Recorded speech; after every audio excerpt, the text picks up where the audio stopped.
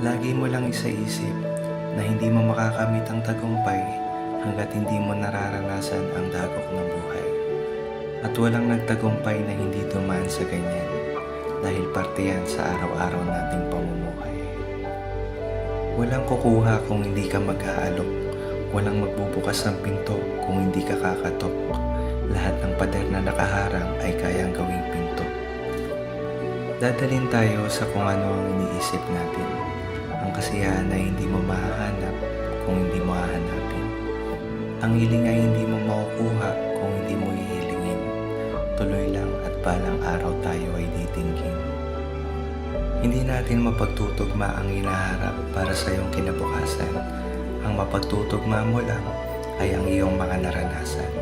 Gawin mo itong pundasyon para manatiling matatag papunta sa magandang kapalaran. Hindi mahalaga kung ilang beses tayong patumbahin ng buhay. Ang mahalaga ay kung ilang beses kang bumangon para makamit ang tagumpay. Huwag kang susuko